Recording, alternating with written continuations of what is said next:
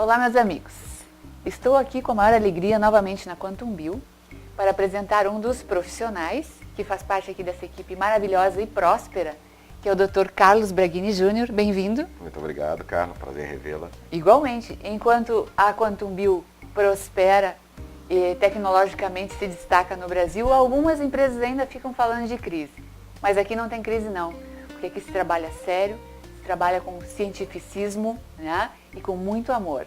Então eu sou muito feliz de divulgar a Quantum Bio. Eu mesmo usufruo desses benefícios já faz algum tempo e a minha vida, só vai. Então preste atenção nessa empresa, ela pode fazer a diferença na sua vida também. E o Dr. Carlos é um especialista, ele tem um livro maravilhoso que se chama Ecologia Celular.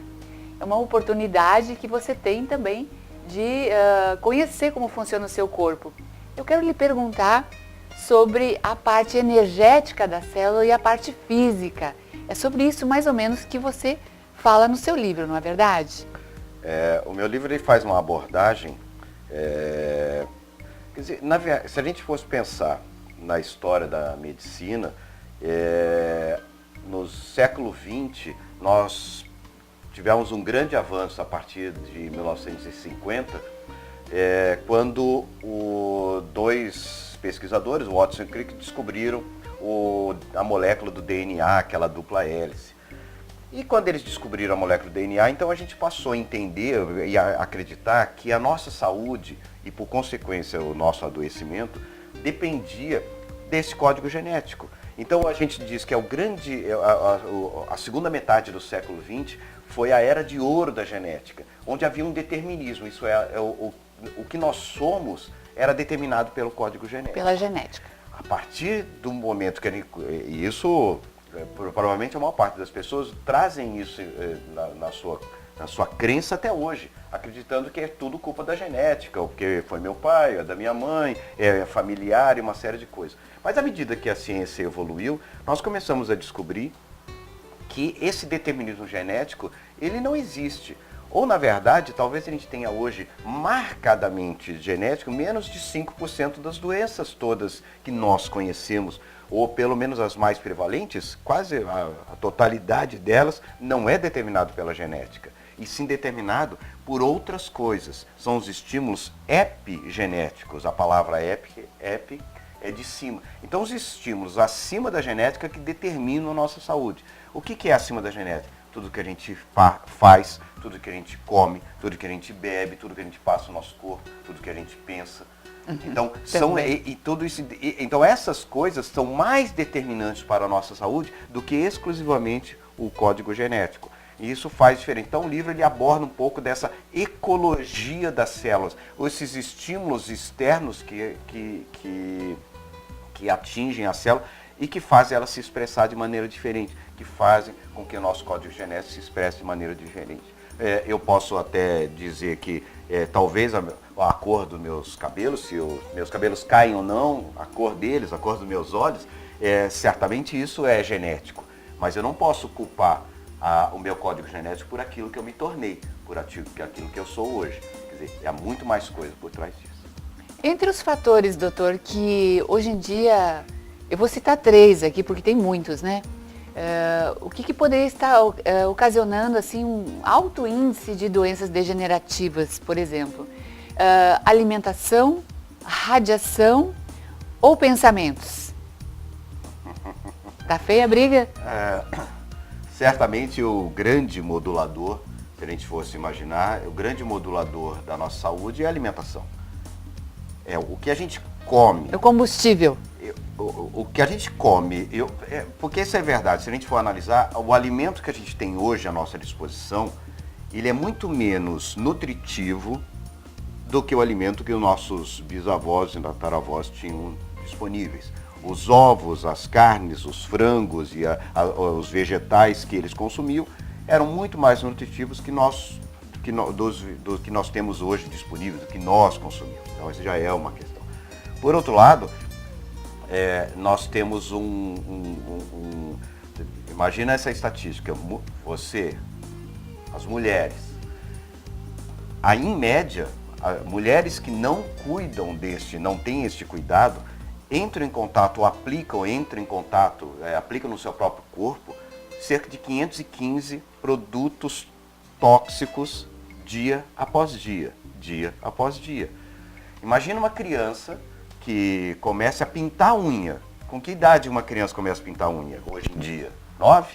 10 anos? 13? Ela vai pintar a unha durante quanto tempo na sua vida? Até que idade?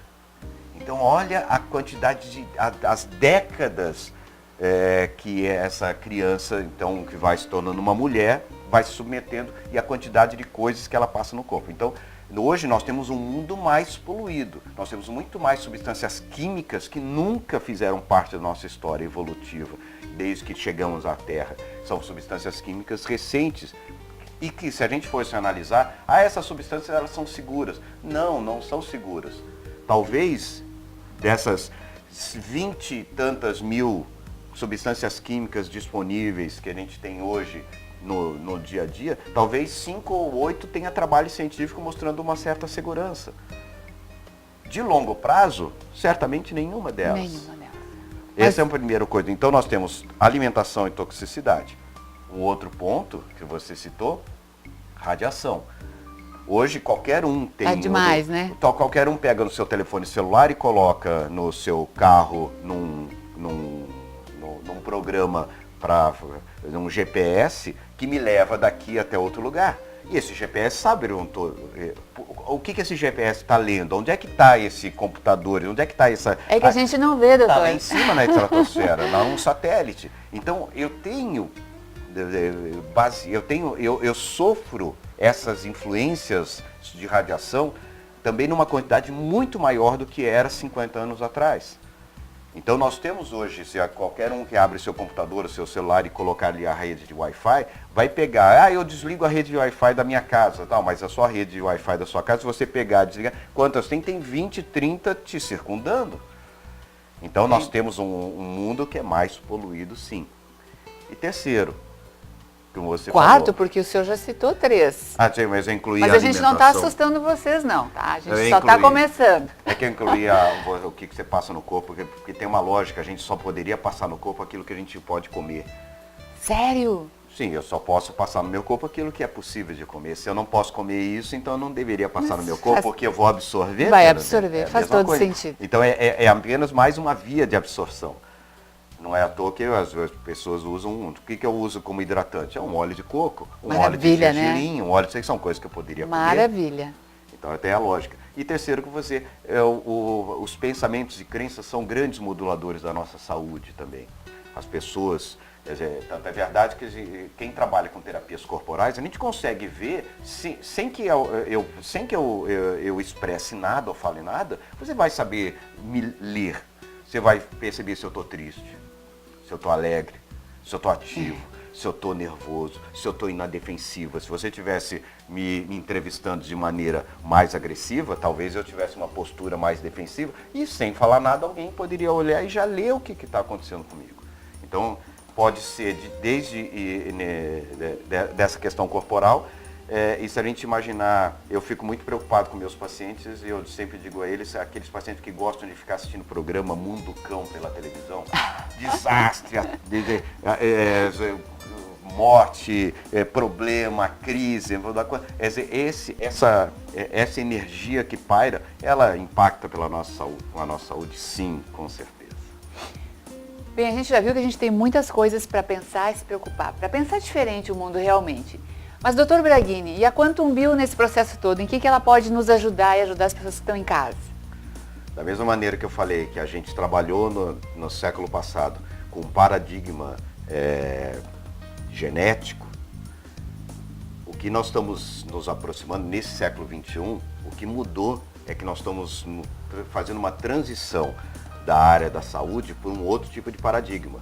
Não só o bioquímico, porque toda a história da medicina nos trouxe até aqui dentro de um paradigma exclusivamente bioquímico, isto é, a biologia e a química determinando. Mas, de tudo isso que eu falei antes, há um paradigma adicional, que é o da biofísica. Os estímulos físicos atuando no ser vivo, na célula viva, para todos os seres, não só os seres humanos. Então a Quantum Bio, ela traz esse paradigma, ela começa a trabalhar com conceitos que que são pouco conhecidos do grande público, pouco conhecidos até pelos próprios médicos, porque a formação médica é em cima do paradigma bioquímico.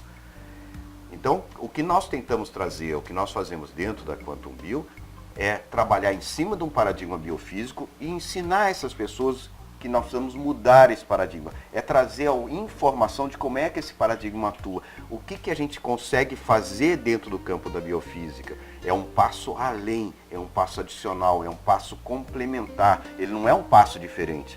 Ele não é um passo antagônico, Entendo. E sim ele é um passo adicional, só que nós estamos criando uma formação.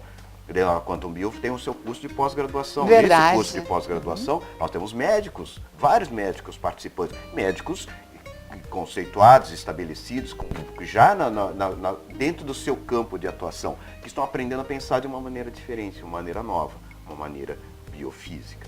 Bom, mas seguidamente o professor Inamoto está conosco aqui também explicando para vocês como funciona todo esse processo das pós-graduações que estão pelo Brasil inteiro hoje, o sucesso que a Quantum Bio vem ganhando ao longo desse tempo. Quero agradecer sua presença e desejar sucesso. Fico muito feliz que você vai estar aqui com a gente e o público de casa vai ter oportunidade de crescer muito também em conhecimento. Obrigado, Carla.